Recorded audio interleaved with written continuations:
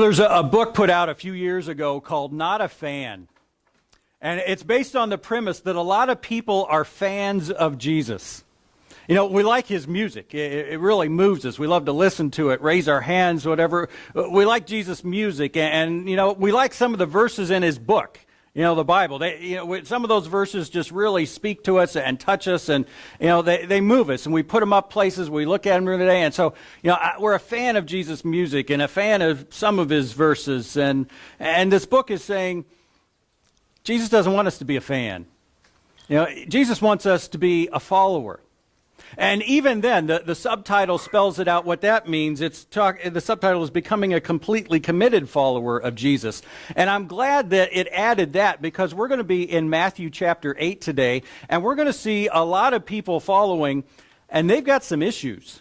The word follow, some form of it, appears 5 times in this chapter, and every time the person or the group of people it's associated with, they're lacking something. They're really not much more than fans. And so, and then what's really interesting is there's a couple people who aren't followers. And they're the ones without any issues. They're the ones that Jesus commends more than others. And so it's interesting. It raises this question, what is God looking for in a follower? What is God looking for in a follower? Because it's making the point, here's 2 people that we're going to see, they aren't followers, but yet they've got something that God wants, and some people who are followers are missing it. Now, if you look at the title of the sermon, you might get some clue into what God's looking for. Following is spelled F-A-I-T-H. That should be a hint. But it raises the question, what's faith? That's a word that gets thrown around a lot. It's just like that, do this in remembrance of me. Oh, that's Jesus, he's God. Okay, check it off, move on. Let's see what God is looking for in a follower. Start at verse 1 in chapter 8 there. It says, when Jesus came down from the mountainside. Now, what had he been doing up on the mountainside? Sermon on the Mount. So this is immediately following that. And it says, large crowds followed him. So here's the first use of this word followed, and it says large crowds. And there's certainly something good about this, because sometimes, and even later in this chapter, there's large crowds around Jesus because of his miracles. Here they're following him because of his teaching. And so that's a good thing. And Jesus lets that go on. He stays in the midst of them. And then in verse 2 it says, a man with leprosy came and knelt down before him. Now, leprosy is a skin disease, and I don't know about you, I used to think leprosy meant that, like, parts of your body fell off, like, a finger or this or that, because lepers would often be missing those. It doesn't directly do that. Leprosy, what it does is it causes you to lose feelings in your extremities. And so you do things and don't realize, we're cutting away and we hit our finger, we stop. Well, imagine if you didn't feel that. You'd just keep doing whatever you were doing. And that's how some of that happens. So that's what it really is. It's a skin disease, and it was contagious. And so this person, you talk about being a leper as an expression, someone who's a total outcast, because no one wanted to be around them. And for the Jews, they couldn't be around them. They were ceremonially unclean, and they were, again, just from a perspective of physical health, it was dangerous to be around them. You could catch that. So this man with leprosy came and knelt before Jesus and said, Lord, if you are willing, you can make me clean. Now, he has total faith. He says, you can. I know you can. I have total, faith in your ability to heal me. But look what he says. He says, if you are willing. And the reason for that is, again, most Jews wouldn't get anywhere near a leper. Lepers would have to shout out, unclean, unclean. They'd cover their mouth there like that and shout it out. And so he's like, if you're willing to get close enough, because just about all healings take place when someone puts their hand on someone. He says, Lord, if you are willing, I know you can. But in his mind, there's that question. Well, there's no question with Jesus. Verse 3, Jesus reaches out his hand and he touched the man. For the first time he'd been touched in years. People didn't touch a leper. I'm willing, he said, be clean. Immediately he was cleansed of his leprosy. Then Jesus said to him, see that you don't tell anyone, but go show yourself to the priests and offer the gift Moses commanded as a testimony to them. Now, this idea of not telling anyone, apparently Jesus focuses, I don't need more people just to believe in my power that I can heal. That happens easy enough. I don't want that to be the focus. But he says there was in the Old Testament prescribed a sacrifice. If you're healed of leprosy, go do this. And Jesus says as a testimony to them, and we're not totally sure, it seems like maybe to the priests. Jesus is starting to establish his identity. He knows there's going to be a lot of trouble. Let them know that this happened as a result and that will start to build some credibility there. Again, we're going to see they're going to choose their own way, but among some of them, maybe. And so here's the first person Jesus comes into contact with, this leper, and he heals him. Well, then, as Jesus goes on, it says in verse 5, when he had entered Capernaum, a centurion came to him asking for help. Now, centurion was an officer in the Roman army, over 100 men. That's the centurion, C-E-N-T, part of it. And so, think about it. This man, he's just a different, in the army. He's in the occupying army. He's a Gentile. He's not a Jew. He's not very well liked among the Jews. It's certainly that position in general. Now, it certainly seems like he had some affinity with the Jews, maybe a good relationship with them. He'd heard about Jesus. Well, he says he came to Jesus and says, Lord, my servant lies at home paralyzed, suffering terribly. And Jesus said to him, shall I come and heal him? Now, a lot of translations have it as an expression, I will come and heal him. I think it's better when you look at it, shall I come and heal him? Jesus puts the question out, and look how he answers. Verse 8, the centurion replied, Lord, I do not deserve to have you come under my roof. Now, just think about that humility right there. Here he is, he's an occupying officer. He could force Jesus or any other Jew to do whatever he wants, but he knows in their culture, if a Jew went into the house of a Gentile, it would make that Jew unclean. Like, I don't deserve to have you do that. I don't deserve you to even come this way, but just say the word, and my servant will be healed. Just say the word, for I myself am a man under authority, with soldiers under me. I tell this one, go, and he goes. And that one, come, and he comes. I say to my servant, do this, and he does it. Well, when Jesus heard this, he was amazed and said to those following him, truly I tell you, I have not found anyone in Israel with such great faith. Stop and think about that for a minute. This is really the wait a minute moment of this passage. Realize what's happening here. Jesus, and here's that second time the word following, and who's following him? Those same people who came down off the mountainside. But what's he say about them? He says to these Jews who are following him, I've not found such great faith like this in all of Israel. That'd be like a person standing in the middle of the Cardinals' locker room and talking about some player on another team and saying, I've not found such great football skills in all the Cardinals' organization. They're not going to be too happy, are they, to hear that? And this is even worse because even the Cardinals would have to admit there's some quality players on other teams, maybe begrudgingly, but they know these are Jews and this is a Gentile. This person is so far away from God, and Jesus says, I haven't found such great faith among all you people, all you Jews.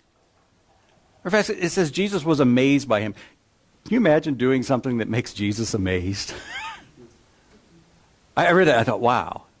Doing something and Jesus like, wow, that's amazing. Okay. That's all you need to hear, wouldn't it? That'd be the gold star for life. You'd be set. And Jesus says that to him. Such great faith. Now, as we see this, and we're going to see such great faith and later on little faith, it's not the size of the faith. It's not like how much they have. It's the content. It's not just that this man had a belief in Jesus' ability. All kinds of people had a belief in Jesus' ability to do miracles. We're going to see that. We have seen that already. But you see that word he uses, authority. He had faith in Jesus' authority, that he put it together, that Jesus, if you have this power, you don't even have to come to my house. You just say the word, and my servant will be healed. And again, you contrast that with the first person we saw, and he had great faith. Lord, if you're willing, I know you can. I don't have a doubt that you can heal me. But if you're willing, I think you got to touch me. I think you got to be close. I think you got to touch me. That's how it works. And the centurion, though, like, no, you don't even have to come to my house. You have such authority, such power, such control. You don't even have to come here. Just say it. And in the Bible, we've never seen anything prior to this where Jesus healed at a distance. So he didn't have a basis for that. The other man had a basis for his. So Jesus says, such great faith in you. Not just the size, but just it's different than other people's faith. Well, then in verse 11, Jesus goes off on a little tangent. He makes a general statement based on this. He says, I say to you that many will come from the east and the west. So he's talking about Gentiles, people who aren't in the land of Israel, and take their place at the feast with Abraham, Isaac, and Jacob in the kingdom of heaven. So this very event that the Jews have been waiting for their whole history And he mentions the biggest Jews, the heroes of the Jewish nation, Abraham, Isaac, Jacob. He says, you know who's going to be sitting with them at this feast that you've been waiting for hundreds and thousands of years? Gentiles. These people that you look down on so much. And then he says, but the subjects of the kingdom, and literally it's the sons of the kingdom, the people of Israel, who in that sense have been part of God's kingdom in general for such a long time, will be thrown outside into the darkness where there will be weeping and gnashing of teeth. That's talking about eternity there when it uses that phrase. You'll be eternally separated from God. And the context tells us what's the reason that the Gentiles are in and some Jews are out? It's this faith that I just saw. This faith that this Gentile had. If someone has that faith, they're in. And there will be Gentiles with that faith that will be in the kingdom, and there will be Jews without it who are outside the kingdom, who think I should be in just because I'm a Jew, just because I'm a follower. I'm a subject of the kingdom. I've been following God a long time. Jesus says, no, that's not what does it. And then verse 13, Jesus said to the centurion, go, let it be done, just as you believed it would. And his servant was healed at that moment. So here we have this idea of faith. And look what Jesus says, let it be done just as you believed it would. Faith starts with belief. It's something in our mind. In my mind, I agree that this is true. I agree that this is a fact. I think that things are this way. I believe that. That's where faith starts. My view of reality. Well, again, for these people specifically, what do they have belief in? What do they believe? Well, they believe there's a God, and they believe Jesus has the power of God. It doesn't seem at this point maybe they believe he is God, but he has the power of God to do things. The leper believed it. The centurion believed it even on a deeper level. I believe in your power, Jesus. But you see that it goes another step. Belief in something results in commitment to that thing, or at least it should. It starts with this idea of surrender. You stop and think about it. If I believe, and especially for us, because now we know Jesus is the Son of God. He's not just a man with God's power. He was God in the flesh. And he went on to die for us on the cross. If I believe that fact in my mind, well, then it should result in this surrender. You're God. I'm not. I surrender my will to you, Jesus. I surrender control, not that I have it anyway, but I surrender trying to have control to you. I rely on you, and that's what we see here quite a bit, especially by the centurion. He surrenders. You think about it. He had control, and there's a part of us that would have said, I believe Jesus can, but just in case, I'm going to make this Jew come with me. Like, no, he could have done it, but he surrenders. He relies on not just what he can see, and, well, it'd be a lot easier if he was right there. I'm going to rely on, he's got authority just to say the word. And so it results in this commitment. And that's what faith is. Oftentimes we focus just on the belief. Yeah, do you have faith? Yeah, I believe there's a God. I believe Jesus is the Son. That's where it starts. But that results in it, manifests itself. And it's this organic thing. You can't separate them really. It's like a seed that turns into a plant. It happens. Belief results in this kind of surrender and reliance, this commitment. So faith is belief and commitment. And you look at these two people, the leper and the centurion.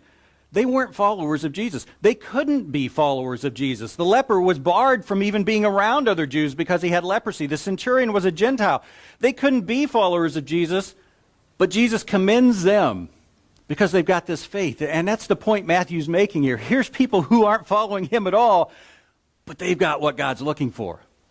So you followers, this is what you need to have. This is what God really wants. Don't just say the word, I'm a follower. Don't even just go through some of the motions. Have this faith that these people have, this belief and commitment. The followers we've seen already didn't have it. The ones that came down off the mountain and were there, Jesus says, you don't have it. I haven't seen it. And there's some others coming up. And so this really sets the stage for the rest of the chapter. Look at verse 14. When Jesus came into Peter's house, he saw Peter's mother-in-law lying in bed with a fever. He touched her hand, and the fever left her, and she got up and began to wait on them. Another thing different about this miracle than any other, it's the only time Jesus initiates healing where the person doesn't come to him and say, please heal me. He touches her. She has a fever. And she gets up, and it says she began to wait on them. And I read some things, and a lot of them were like, if Jesus does something for you, then you need to serve him. It's the appropriate thing.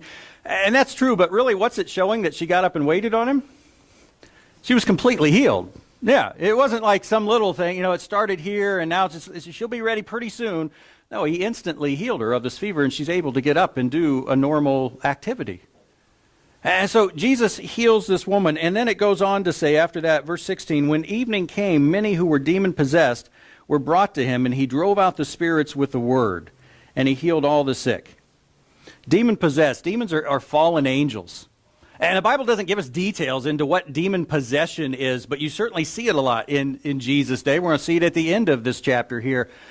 Demons could somehow take control of a person in some way. They couldn't get rid of that demon's influence, and again, inside them in some way. They couldn't get rid of it on their own. And there were people who would cast out demons. Well, you look at Jesus, and he cast them out with a word.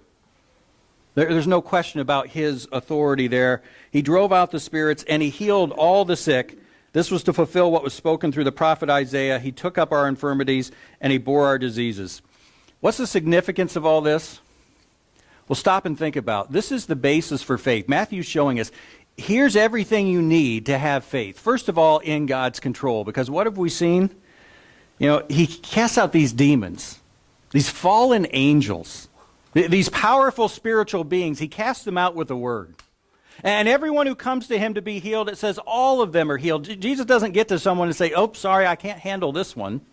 This one's beyond me. This one I'm going to have to work at. I'll need to study up. I'll have to practice. No, he has total control. Everything has been established to believe and trust in God's control and in his love. Because who's he healed so far? He's healed a leper, he's healed a Gentile, and he's healed a woman. I'm sorry, women. Israel hadn't gotten to the point of feminine enlightenment at this point. Women weren't treated terribly in Israel, but they were viewed below men. And so, again, you put all these together, and it's like there's no one outside the scope of Jesus' love. Just like there's nothing outside the scope of his power and control. We can have absolute faith that Jesus is in control and he loves us.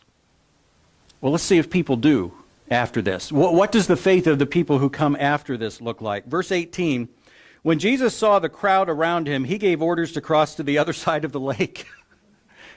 He sees all these people now who are around him. Why are they around him? Because of the miracles, yeah. Oh, Jesus is doing these things, whether they had the problem or not, even just to see it, to see someone, and it would be amazing to see, but that was their focus, was just on his power. And so he sees this crowd, and notice it doesn't even say they're following him, it says they're around him. I don't know if that's significant, but it struck me. This crowd around him. And Jesus says, let's get out of here. I don't want to be around these people at this time. Jesus wants to spend time with people who are interested in who he is and his message. And there's this tough balance in the Bible. You've got to establish his credibility and who he is through the miracles, but then people get so focused on the miracles instead of the signs, instead of what the signs point to. Signs are never meant to be the place where you just stop and focus. They're pointing to something else. They're even called, miracles in the Bible are called signs. They point to something. And people often focus on the sign and not what they point to. And so Jesus says, let's get out of here. Let's cross the other side of the Sea of Galilee. Well, before he does, there's a couple people who want to be included in this group that can go with him. It says, then a teacher of the law came to him and said, Teacher, I will follow you wherever you go. There's that word.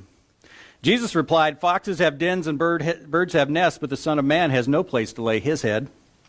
You going to follow me now, knowing that? Another disciple said to him, Lord, first let me go and bury my father. But Jesus told him, follow me and let the dead bury their own dead. And so the point is, you have these two people, and again, this concept of following. I'm going to follow you, Jesus. Jesus says this other one, follow me, but here's what it takes. The point is, following requires a level of commitment. It requires faith. These people undoubtedly had belief in what Jesus could do, but they didn't have that commitment side, that God, I'm all in with you. Everything. No criteria for that. Well, if this is true, nothing like that. No condition for Jesus. These people seem to have it. Jesus says, that's not what a follower of me is.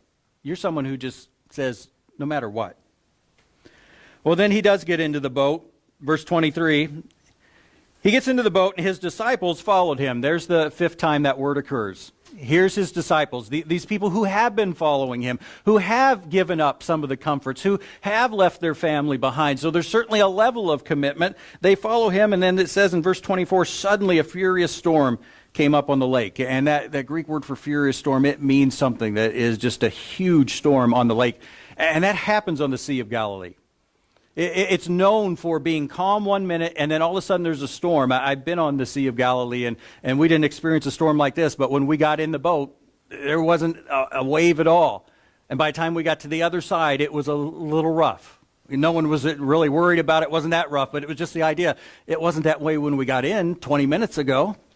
And so that would happen in their time. It still happens today. And a furious storm. And remember, a lot of these disciples are fishermen. They're used to this, but there's something about this one that freaks them out a little. The waves swept over the boat, but Jesus was sleeping. The disciples went and woke him, saying, Lord, save us, we're going to drown. And he replied, you of little faith. And you see this huge contrast, don't you, between Jesus' own disciples and this Gentile centurion. It talks about his great faith, and here's the people closest to Jesus. It says, you of little faith. And the only time that expression, little faith, is used in the Bible, it's used of disciples. It's not used of people outside. It's used of people who should have greater faith. He says, why are you so afraid? Then he got up and rebuked the winds and the waves, and it was completely calm. Notice he didn't just, manage to get them to shore safely in the midst of the storm. He stopped the storm. It was completely calm. The men were amazed and asked, what kind of man is this? Even the winds and the waves obey him. I looked at this passage here and these verses, and it struck me, you know what? There's an objective standard for faith. Jesus says of the centurion, you have great faith. And he says of his disciples, you have little faith. Now, God loves us unconditionally. We are saved by grace, so it's not like God's love for us goes up and down based on our goodness, our badness, or our faith or not. But it is pointing out there is an objective standard of faith. Some people have little faith in terms of, again, the focus of it, not so much how much they have, the focus. And others have great faith in what it includes and what it's focused on. Strive for that great faith. We need to be able to look at ourselves and say, what's my faith like? That's really the point of everything here in this passage today. And then one more set of verses, one more story that at first I wondered, why this one get included? I could have stopped right there, and it seemed like, I had everything I needed for a sermon to wrap up. I'm like, boy, that'd be a good place to stop. And then he throws in this other one, this interesting experience on the other side.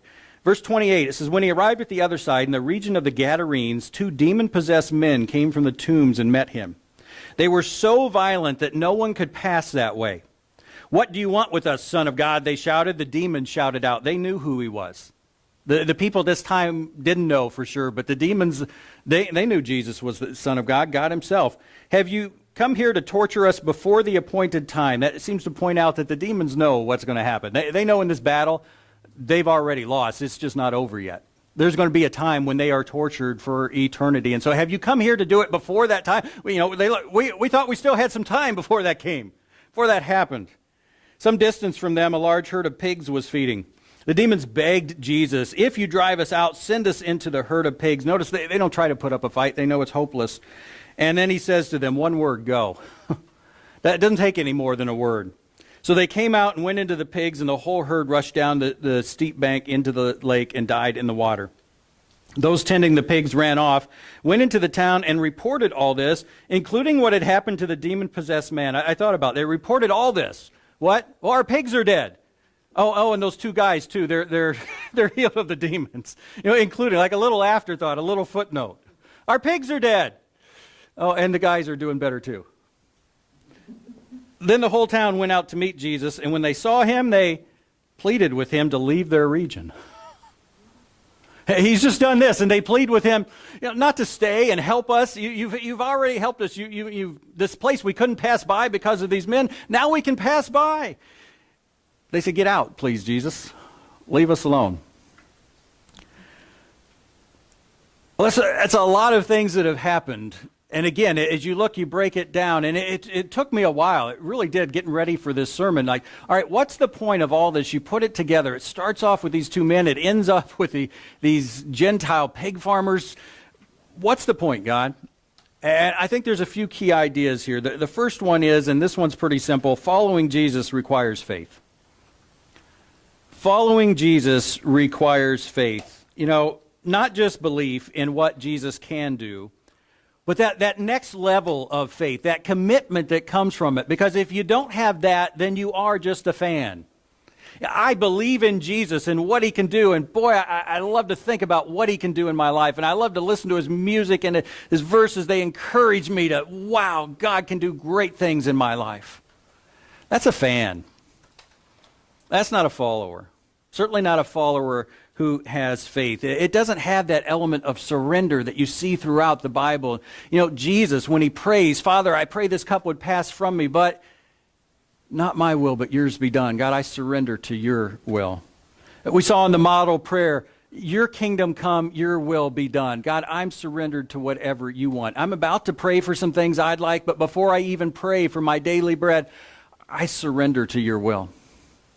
And God, hallowed be your name. That's in that prayer too. It's that total surrender that says, God, my purpose in life is to bring glory to you. Whatever is going to do that, I am surrendered to it. And God, I rely on you. Again, you look at the model prayer, give us this day our daily bread. And it's not just praying for the things itself. It's praying for this attitude that says, God, I want to rely on you and your provision for me, not the things that I can see a day or a week or a month ahead and know everything's taken care of, and I don't have to trust you. I don't have to rely on you. God, I want to get in the frame of mind where I do rely on you. Where I not just I want the daily bread to take care of my needs, I want an attitude, a mindset, a heart that says, God, I want things to be met daily so that every morning I wake up and I've got to rely on you. I want to get there and I want to be okay with it. That's what the Bible talks about. Luke 9:23, we bring up this verse often. Whoever wants to be my disciple must deny themselves and take up their cross daily and follow me.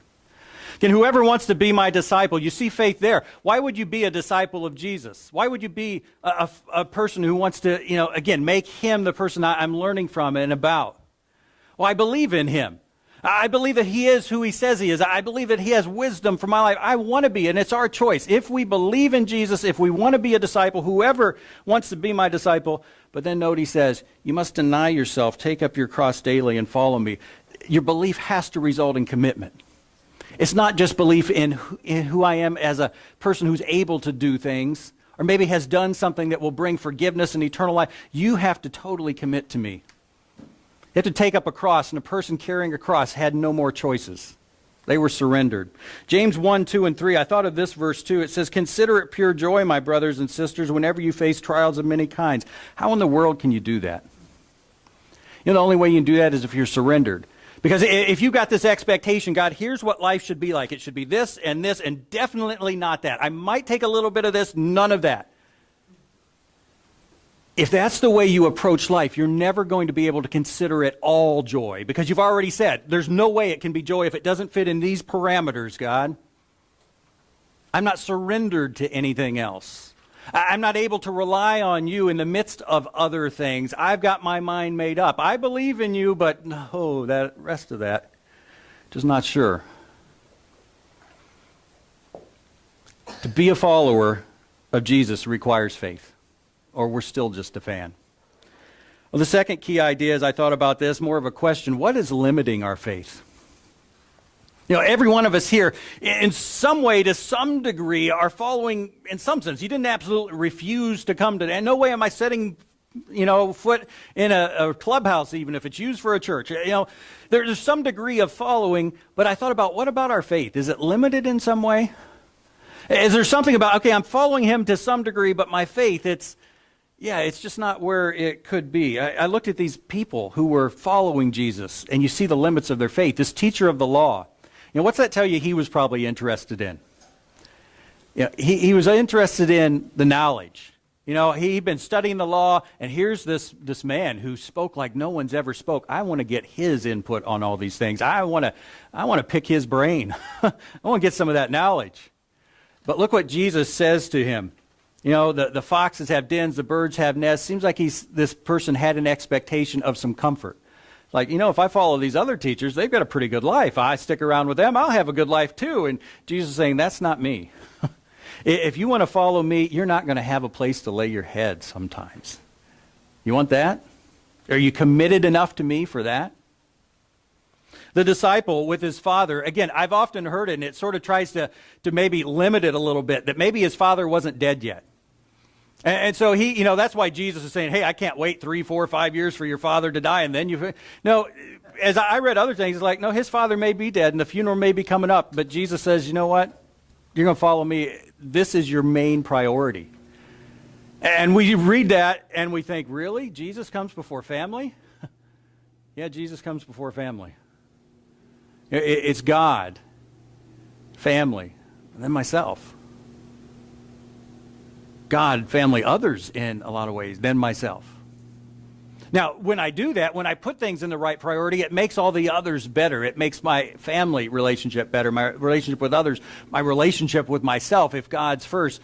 And so this person there was a limit to his faith. God, just this one thing, certainly you wouldn't deny me this, would you, Jesus? Jesus says, yeah, if it comes down to it, you got to make the choice. You got to come with me now. And then you think about Jesus' disciples who were following him. I just thought about, before they got on that boat, they'd seen so many miracles. They'd been present at all his miracles. They'd seen so much. But the storm freaks them out for some reason. The storm, it changes things. And I wondered about it. Is it because Jesus is asleep? Like, oh no, we're going to die because Jesus was asleep. Is that your view of God, really? It's like this little detail. Whoa, the storm happened while Jesus was asleep, and we all perished because of it. If he'd only been awake, things would have been so much different. And so they go and they wake him up. Maybe it's the element of danger. If someone else needs healing, okay, fine, I'm doing okay. They'll be better off if he heals them, but I'll be all right if he doesn't. But now it's me at stake. It's my safety at stake. And sometimes, Dad, that's our limit. God, I can't trust you there.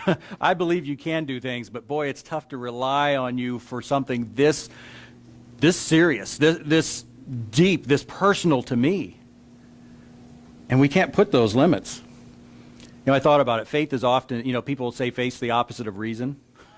Don't ever agree to that. Faith is not the opposite of reason. It's the opposite of sight.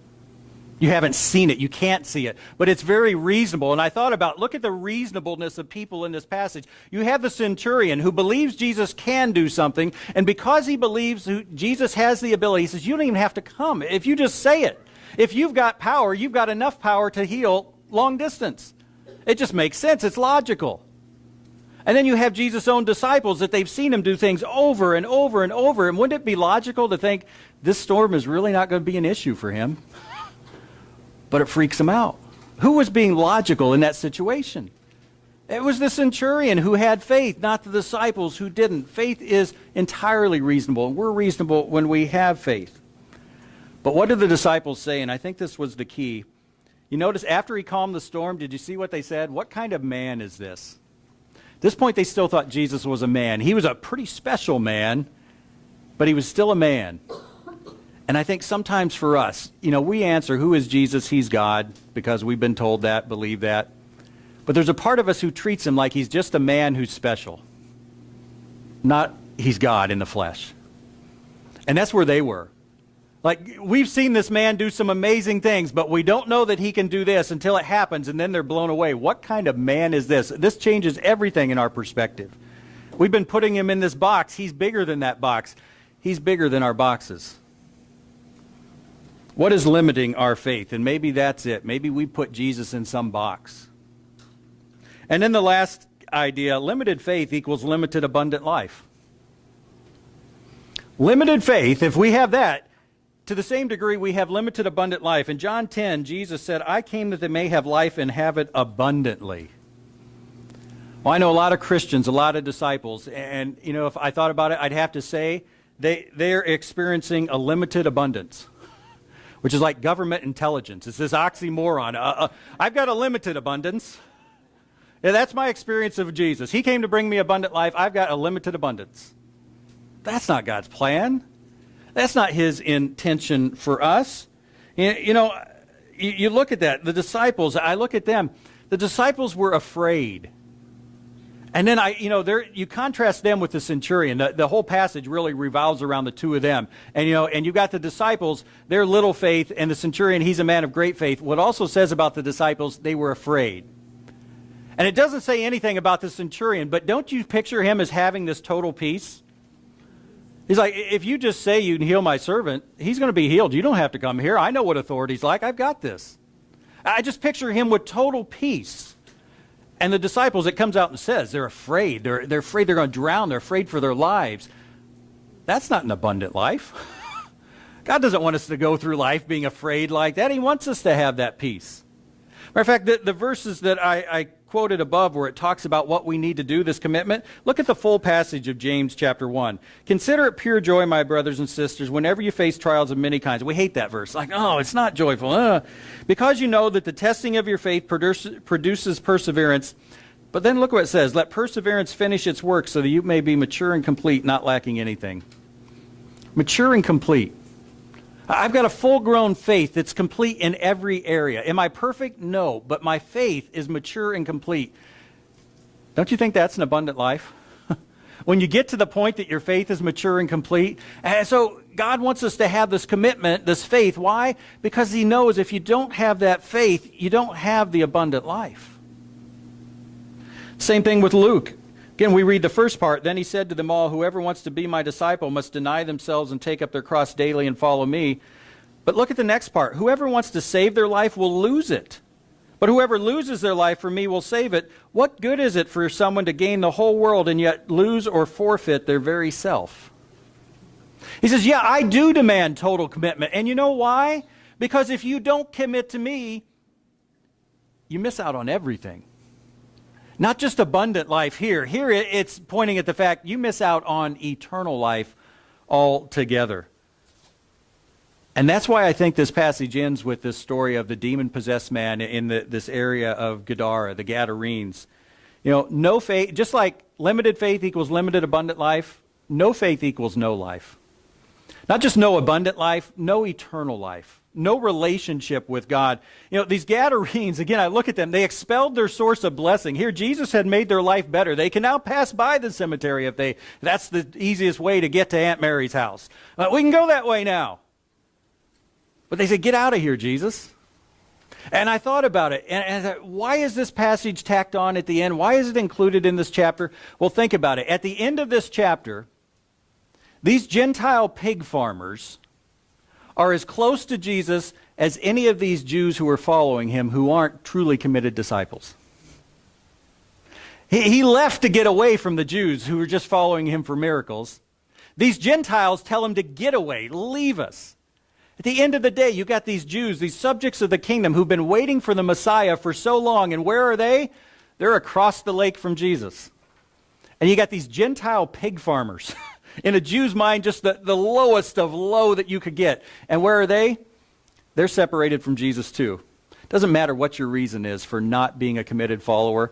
At the end of the day, if you're not a committed follower, Jesus is over there and you're somewhere else.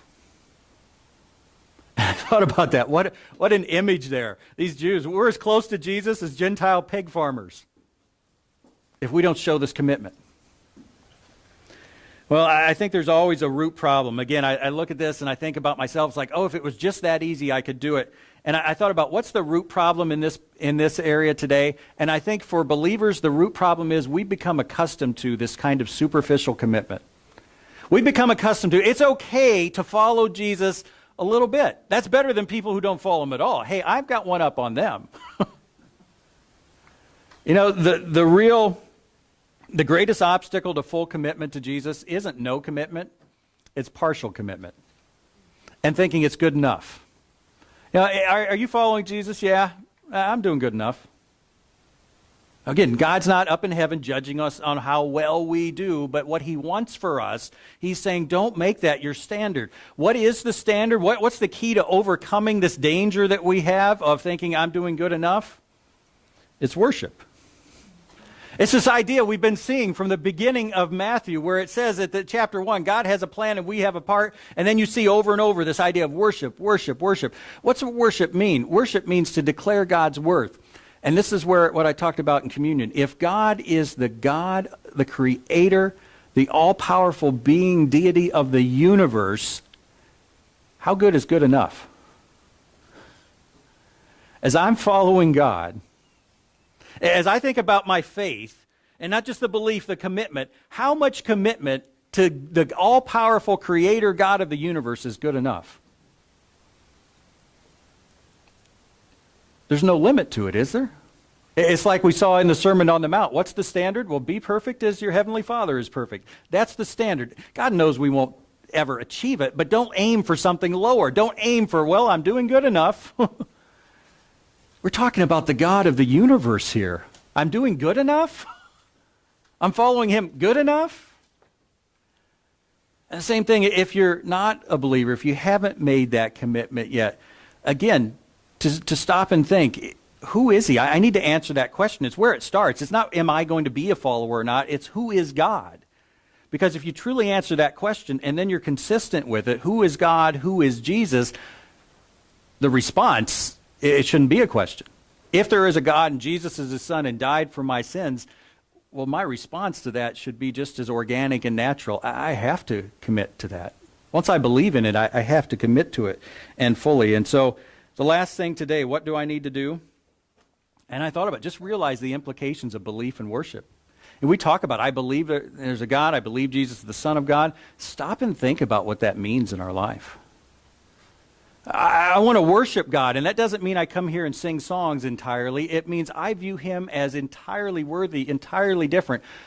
All right, what's that do in my life? Make those implications, that's the second thing. Make those implications our mark. Don't aim for lower.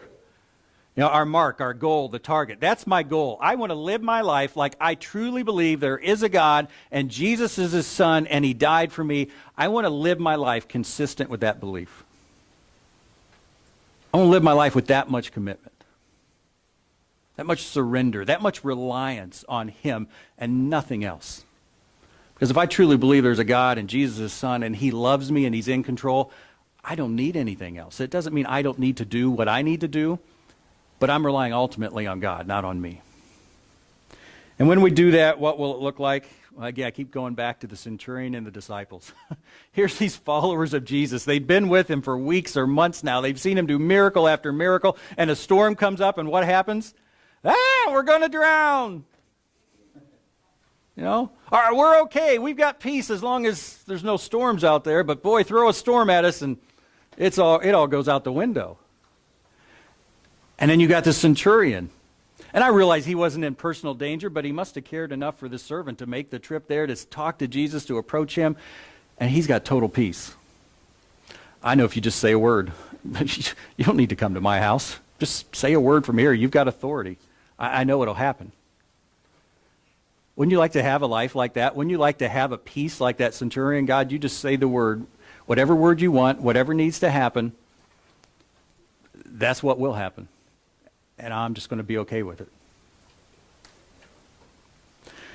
Well, I put down starting the discussion question here because I realize we all want that. We would love to have that peace. We don't want to be afraid like the disciples, but yet that doesn't always represent our life. And so I asked the question and give it some thought. Let's discuss it a little. How is it so easy to rationalize about God?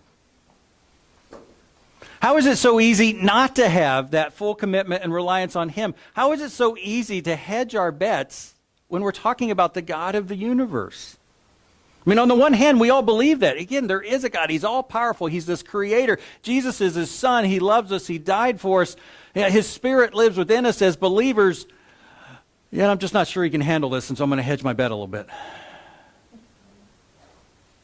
How does that happen? How does that work? Why is it? What do you think?